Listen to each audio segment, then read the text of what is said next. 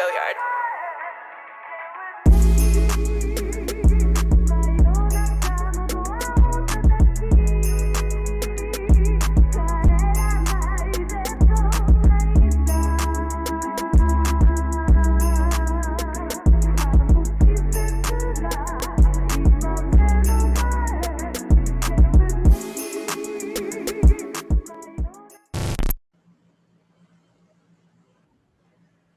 Hello and welcome back to the CFCTALK podcast. Chelsea have been robbed. Simple terms. Before I even introduced the guest and Amart, who's come back after such a long time. Chelsea robbed a win. Anthony Taylor once again up to his antics and playing against Chelsea. 12 against 10 men. Dan, welcome back to the podcast. You were here last time, and we didn't really talk about Anthony Taylor. And it was we were kind of hoping that nothing would happen today, but he's back and he's done his business, and he's going to sleep tonight with peace, and he's going to be very calm tonight. Yeah, good old cue ball strikes again. Thanks for having me on again. I appreciate it. No, this is not the perfect time to kind of have a guest on, because everyone's energies are a bit down because of what's just happened. Let's start off from the start. 10 minutes into the game, Fabinho, 3 fouls. Anthony Taylor lets him go. One of them, I would say, was a bookable offense and at least a yellow card. Amart, the referee decided, you know what, let's just keep it going. And I know at the start Chelsea were getting a lot of fouls, but at the end of the day, Fabinho should have been booked there before we even get into the whole Reece James saga, before we get into that goal that Kai Havertz scored. Yeah, exactly. I don't even expect anything much from Anthony Taylor anymore. Like immediately I heard that he was the one going to officiate. I was like, nah, this game, we have to win this game like all out. We don't have to depend on any 1-0 lead or whatever. We have to win this game through and through. But unfortunately, he was able to get us again this time. It's so annoying the way he behaves. It's really, really so annoying the way he behaves when he's officiating our games. And I really don't know whether it's something that Chelsea can actually protest against. Anytime he is in charge for games, we can protest against it, because time and time again, this guy always makes shady calls whenever we are playing with him. And Fabinho being on for 90 minutes and not getting a yellow card after countless and countless of fouls that he did on Mount, it was just crazy. Like, I don't even know what to even say anymore about Anthony Taylor. I don't like the guy annoys me so much. He annoys me so much. Like, you can't even give him the benefit of the doubt anymore. You know what he's going to do, and he does it perfectly. Like you said, he's going to sleep soundly like a baby with his demonic horns coming out from his head. Dan, Yeah. Such a tough start. I mean, we started off so well.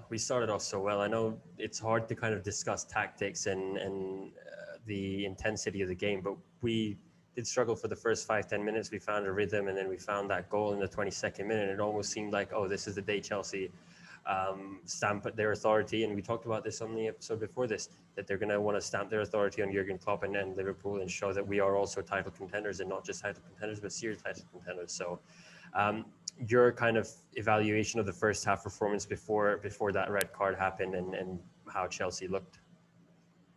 Yeah, I was very pleased with the way that Tuchel set things up. I was very pleased to see Conte back in the team, because I think he's as everybody always says, he's 2 players in one, because he's just fantastic at what he does. I thought we set up very well. We were under pressure a lot from the beginning. I think Liverpool always benefit from the crowd, as we spoke about in the previous podcast. They had their players up, and they're very tense, and they kept coming at us. And I was a bit worried in the beginning, because we were persistently under pressure it was a long first 10-15 minutes. But gradually we started to beat their press, and we started to open the game up a little bit. We had a number of good opportunities even before we scored. Maybe it's just a little bit of poor decision making with the final pass, when I think it was twice Havertz and Mount were through wide, and Rom chose to pass to Mason twice, left instead of going right to Havertz. And we could have had 2 or 3 goals in the first half, before the shenanigans happened. But overall, I was very pleased with the way we set up. Thought the system was great. Thought the intensity was good. We were also patient. We weren't panicky. Everybody kept their level heads. And yeah, it was just very unfortunate that the powers that be decided to take it upon themselves to take the game away from us. But overall, I was very, very pleased with the way the team set up, and just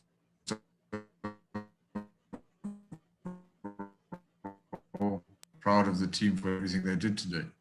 Yeah, I totally agree with that point. I totally agree with it because, like you said, the final passes in the passes in the final third was our main problem in the first half, because that was the most frustrating thing. Because, like you said, there were certain passes where I think even with Kante, there was a driving run that he made, and he could have put in Lukaku, who was free on his right, and he put in Mount instead. So I think it was across board. Like, they were all making mistakes. There was a chance. There was also another pass where Havertz could have laid it off to Lukaku, but he decided to cut in and take a shot. And yeah, like, I agree. I totally agree with that. Our problem in the first half was that, and like you said, Tuchel set up the team very, very well. The only problem I had in the lineup was I was thinking that Chilwell might be better suited to take on Salah over Alonso. I think that was my only issue, but even though Alonso got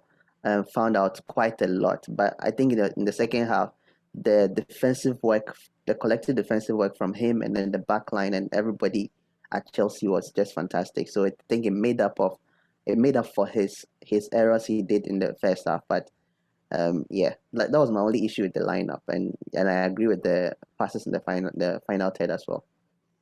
I completely agree with both of you, and I would go as far as to say this is probably going to be the season-defining performance. This is what's going to give them the hope that they need to go forward in the season. And it's not easy, firstly, to defend against this Liverpool team with 11 men, and for one of our prominent positions, right wing back positions, to be sent off, and then for Aspie to fill in that position.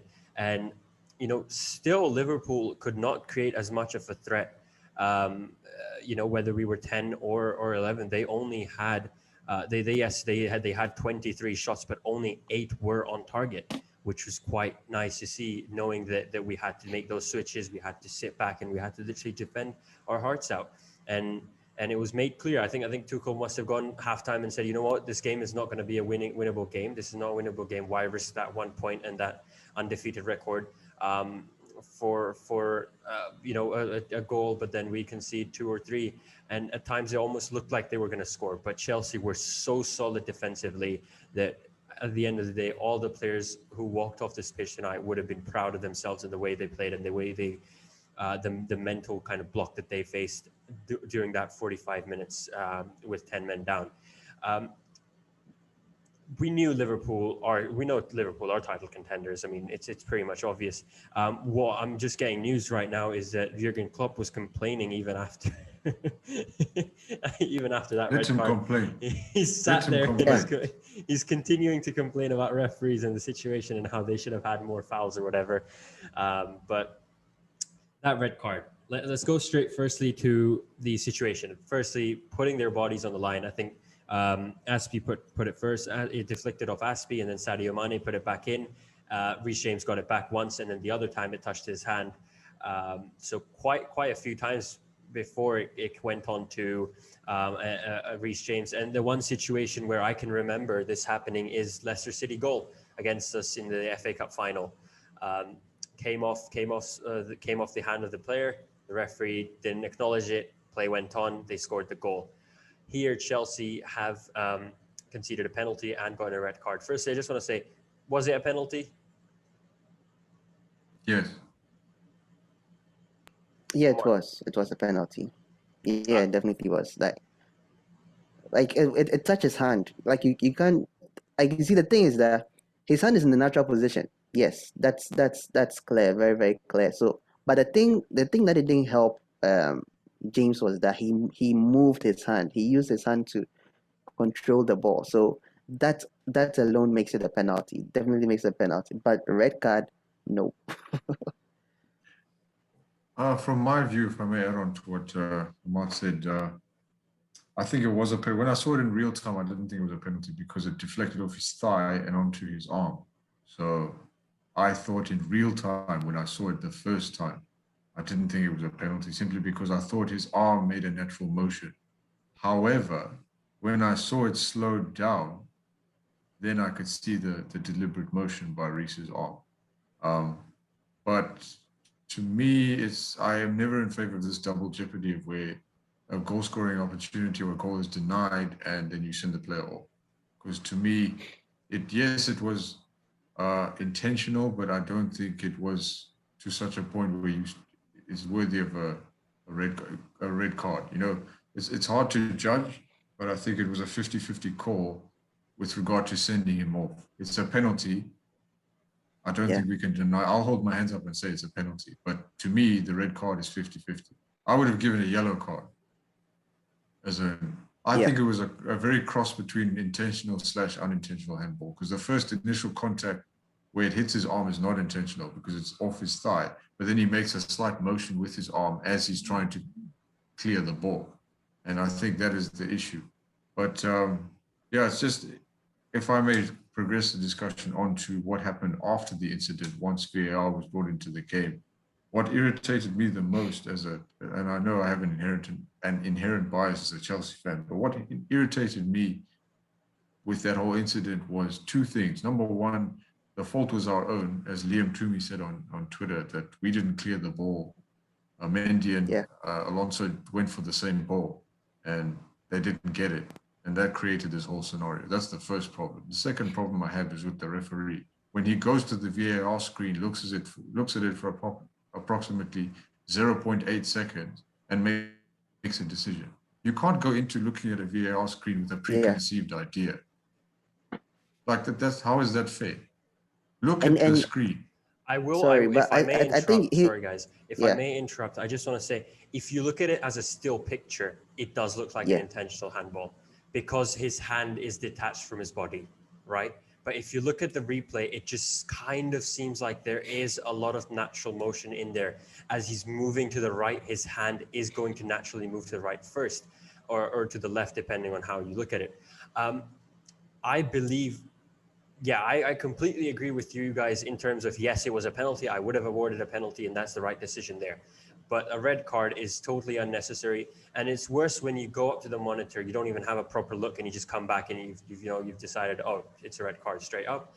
And what pisses me off even more is what happens right after the penalty, in terms of Mendy getting a yellow card for kicking the ball away, and the players having a bit of a scuffle between each other as well.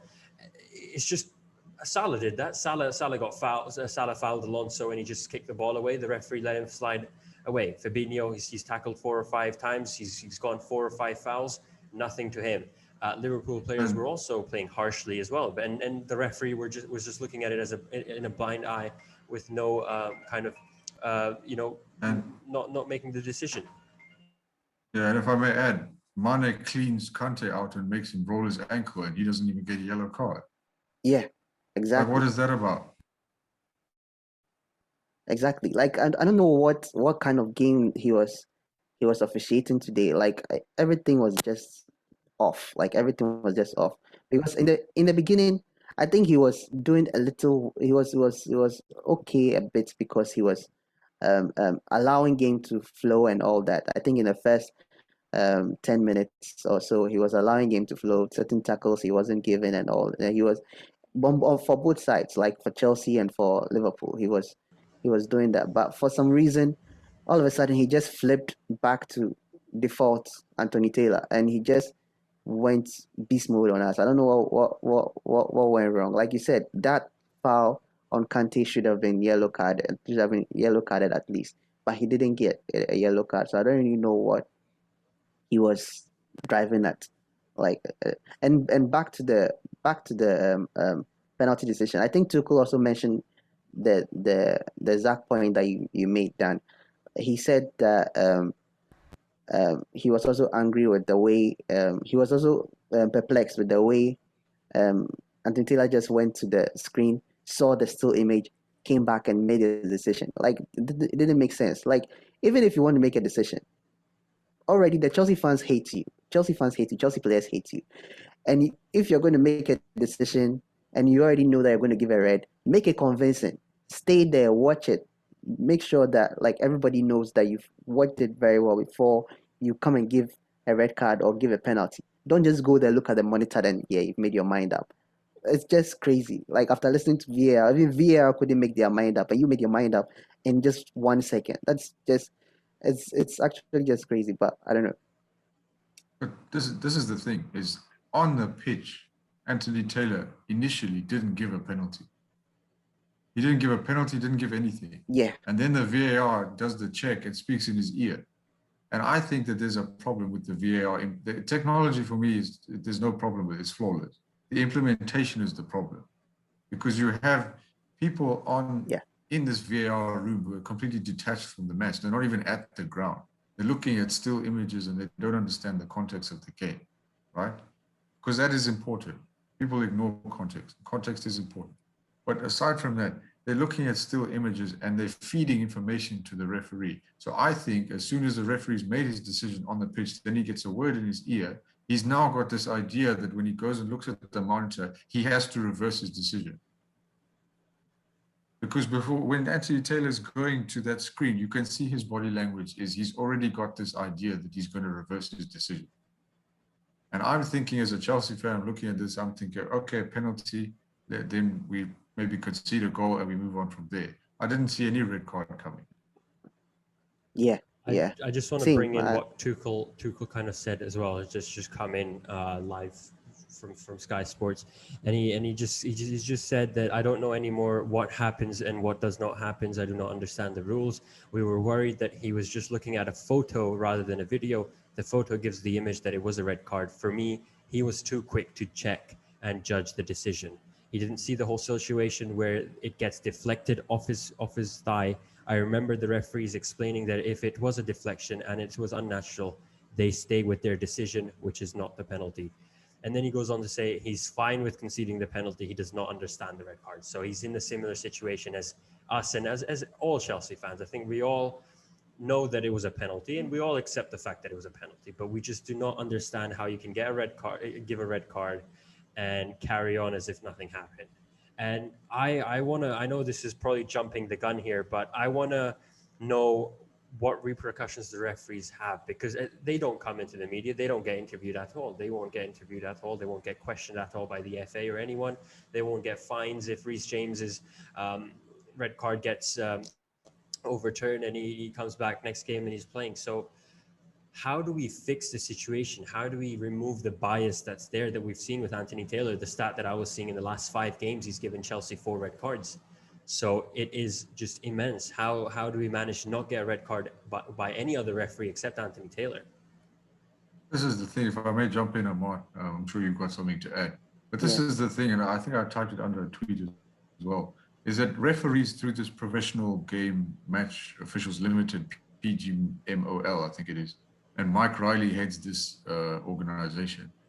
They have this wonderful little ivory tower that they sit atop every time a referee has a terrible performance. And all they do is they pull that referee from the next game that they're going to officiate, or they take them off Chelsea games for another 2 or 3 months, and then they put them right back in. Where is the accountability? Why are these people behind a glass, why are they in a glass house where we can see them but we can't do anything? Why can't they? Fair enough. I'm not saying we need to vilify referees and put them up on a parapet for all the fans to slaughter them. No, but at least there should be some accountability and explanation as to why these decisions are being made. So fans can say, okay, this is rubbish. We need to appeal this, and you need to not do this again. Or okay, I can understand your decision, your thought process.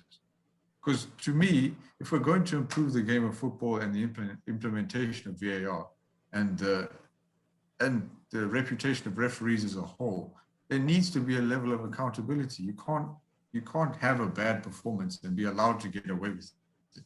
I'm not saying please don't abuse Anthony Taylor, don't give him death threats or any rubbish like that. That should never be allowed. But there needs to be some kind of mechanism whereby there's a third party or some kind of impartial body that moderates referees and doesn't allow them to have terrible performances like this. Yeah, completely agree with you on that. I really do. And I also think that sometimes to the club also, taking it from the referees and putting on the club as well. Like I feel like sometimes the club also have to protest. They have to make an official protest like against certain referees from officiating certain games um by like they are involved in, because there's a clear bias there. It's a clear bias whenever he's officiating for Chelsea. You can see that he makes so many, there are so many mistakes that he has done, especially like if anything, the FA Cup final we played with um Arsenal, like was it 2 seasons ago or so. Like even with that, you can even use that to make a case because he made so many bad calls in that game. So you like the clubs as well, they have to protest. And the more pressure that they add on the FA, or the more pressure they add on their association, then they would start taking making changes. Because if they don't add any pressure and they just sit there and the FA makes their decisions for them, nothing changes. And I agree with Daniel. Like there should be some accountability. Like most of these referees don't have social media. Most of them don't have any platform where you can reach them or anything. So when something happens, they're just gone. They're, like you said, they're just No, gone. I just wanna interrupt here and say I think it's good that they don't have social media, because I think there will be a lot of abuse, Yeah, racism, and a lot of stuff targeted at them. So I think I agree the fact that they don't have social media or aren't active on social media. But however, I do completely agree with the fact that they need to take accountability. There needs to be something done by yeah, the FA to understand why this is happening, because this has become a trend. And uh, yeah, carry on. Sorry for the interruption there. yeah. I'm not saying it's a bad thing. I'm not saying it's a bad thing that they don't have social media. It's actually a good thing. But the point I was trying to make was that they don't have any, like we don't have any form of connection to them at all. Like we only see them officiate a game, whether it is bad or good. Then that is it. They go back, and you don't hear from them. You don't, like you said earlier, they don't come and do interviews. Nothing. They don't account for anything, whether it's a mistake or not. The FA makes a statement and overturns a decision. Sometimes they don't even apologize in the statement. They don't even make any apology in the statement. That's the annoying thing. They just say that they made a mistake, and that's that. And the referee, like you said, the referee comes back again eventually to officiate a game where these clubs are involved in. And I'm sure every team has a particular club that a particular referee that they hate, a particular referee that officiates wrongly for them. Ours is Anthony Taylor, and I think it's others as well. Other teams also don't really like him like that much. And to top off too, there's also a very big, I don't want to say, but there's also a very big bias to Liverpool when it comes to the FA and all that. Like the commentators, Liverpool commentators, the pundits, the Liverpool pundits. So there's always going to be a discourse in favor of them. There's always going to be a debate in favor of the referees, in favor of certain things that go again for Liverpool. So uh, it's something that I don't really know how it's going to change. Maybe add more ex players and ex um, managers or whatever from other teams to mix it up. But if there are only Liverpool players or Liverpool staff there, they're always going to be biased on this kind of issues. I also think that the club should be given a forum to complain about referees, and that when you have a manager after a game giving their opinion, they should be allowed to give their opinion as they see fit. Because every Yeah, time, and this happened a lot with Jose Mourinho back in the day, every time he said anything against referees or anything against the FA, what happens? He's bringing the game into disrepute and he's fined 20, 30, 40, 50,000 pounds just for having an opinion. Like there needs to be some kind of leeway here, because it's like with the FA and with PGMOL, it's speak when spoken to. You know, it's a case of do what we say, not what we do. You know? And they're totally in their little ivory tower, well beyond the reach of clubs, fans, or any kind of accountability. I completely agree. I think there needs to be a change that needs to happen, and there needs to be a change right now. When we go back a few months and we look at the Euros, I don't think I ever saw a tweet saying this was the officiating of this game was not up to par. And it was always positive comments regarding the referees and the decisions being made, and it was always quick and swift. And throughout the first 2 weeks, the 10, 20 games that we saw in the Premier League, we all kind of got a sense of, oh, they've learned something from the Euros, they're going to implement it here, and now it's just gone to waste here. It's just all gone to waste again. And it's going to happen now. This is the opening gates of referees starting that. And to move on a bit of a positive note, just a few things from Azpilicueta's press conference or his post-match review, and he said during halftime we had a talk and we switched our mentality and we said let's adapt to this and let's fight as a team, and that's what we did. Which is probably the biggest positive to take away from this team. And as Dan said before the start of the podcast, you mentioned this is the mentality of champions.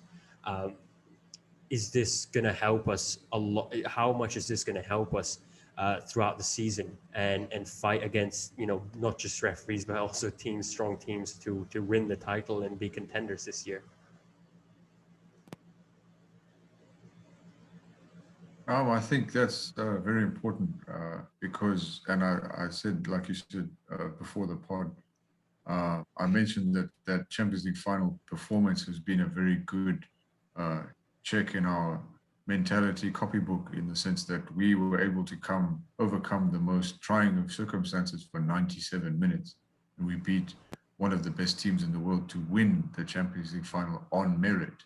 And you saw the fallibility of our mentality in the FA Cup final, where we did battle back to try and equalize, but when we went down, our heads dropped. And today I didn't see that in the Champions League final. I didn't see that even against Villarreal. I didn't see that in the Super Cup. And this is exactly what we need to keep seeing. And I'm immensely proud of the players today for going up in such trying circumstances in probably one of, if not the most hostile grounds in England. And still, they got something out of the game, and they refused to lie down. And that's exactly what we need to see. Every player on that pitch they bled blue, and they gave blood, sweat, and tears for that point today. And that's exactly what you need if you want to be successful. Yeah, completely agree with that. And I think the one positive I took from this game too was that I think, considering the fact that Liverpool were they had their full squad, they didn't really have they didn't have injuries, or the injured players came back, and we still went to them toe to toe, we were still troubling them, and we could have won this game easily if it wasn't for the red card. We still could have held out. We could have held out that 1-0 scoreline, or we could have added more. And I agree with him. To see that makes it makes all Chelsea fans believe that we can actually challenge for a title. We can actually win it this season, because Liverpool gave us their best. We were talking about missed passes and misplaced passes and all that. Liverpool made all the best passes, but they still couldn't score. They still couldn't score against us. So you know that we have a clear issue that we have to solve. And when we are able to solve that issue, if those issues were in there, we would have won this game easily. And we couldn't see any issues from the Liverpool team, yet they were still struggling to score if it wasn't for that penalty. So I took that positive from it, and I'm very proud of the team. Their collective defensive abilities and the defensive mindset, like you said, as we said, they switched their mindset. That is what we want to see from Chelsea. That is what we want to see from the boys, and know how to act in certain situations. Yes, we are one man down. Let's go into defense and attack on the counter. And that's exactly what they did. And we could have. The funny thing is that we still could have scored on the counter. We had some good chances. We still could have scored, and we still could have buried them, and that would have been so funny. It would have been the greatest win ever. We've gone to a 10-man, 1-man down, and still win it. That would have been a very nice story. But we still got the point, and we still came out with our heads high. I want to also point out something here, and this might go unnoticed because of all the saga between Chelsea and Anthony Taylor and the defense and the way that we defended.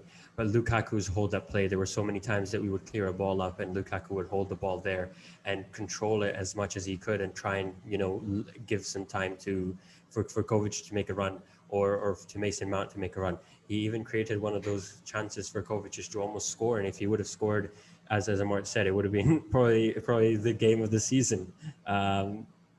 For us, but sometimes I want to say sometimes just getting a point is more worth it than getting 3 points, and this Chelsea team has shown us what they're capable of. They are champions of Europe, and they've shown us what they can do. Other than this topic, there isn't much to kind of talk about because of how dramatic this was and how unexpected it was. And anything you guys want to add on, Dan, in terms of how we dealt with it, or the positives about Lukaku, and we're just hearing Tuchel kind of just said that Christian Pulisic is out of quarantine and he will go into the national team and play some minutes there. So some great positive news coming in from Tuchel today. Yeah, I was just very pleased with particular performances like Andreas Christensen. I thought he was magnificent. Edouard Mendy was a colossus in goal, and Rudiger was brilliant. Mason Mount was tireless. Kai Havertz, my favorite player, with a wonderful goal. Just unfortunately that he had to come off. I thought Rom was tireless today, even though he had to work off scraps. I think he looked a little bit out of touch today. I think perhaps because his concentration was down and he had to sort of track back all the time. And those Liverpool centre backs were quite formidable. But there were lots of positives all over the field, and Thiago was brilliant when he came on, didn't even miss a beat. Aspi was brilliant on his birthday. Happy birthday to our captain. But Jorginho I thought was good. He gave the ball away a bit too much for my liking a couple of times, and Alonso was trying to play fancy tricks on the ball sometimes a bit too much, and I thought he should have cleared it. But overall, you can't fault any of the players. They gave everything, and I'm nitpicking when I talk about Jorginho and Alonso. But overall, I thought everybody was brilliant. I thought Kovacic as well was excellent when he came on.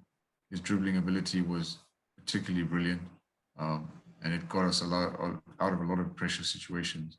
But Pulisic getting minutes and the international break will be a positive. But I think we've built up a good amount of momentum in the first 3 games, and it's important when we come back to continue it. I always don't like international breaks because they ruin your momentum a little bit.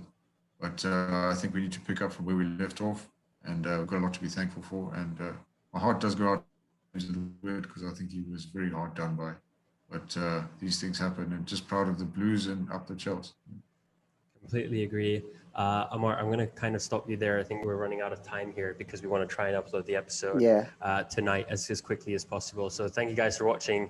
I know it's a bit of a tough one to take, but it is a draw at the end of the day. The unbeaten streak continues. The title, we're still title contenders, and we will fight for the title. I think, if anything, this gives us more motivation, and this Chelsea dressing room is going to be much more happy with the way things are going. So thank you guys for watching. Hope you enjoyed. We'll come back with a Aston Villa preview hopefully soon as well, and some international news with it as well.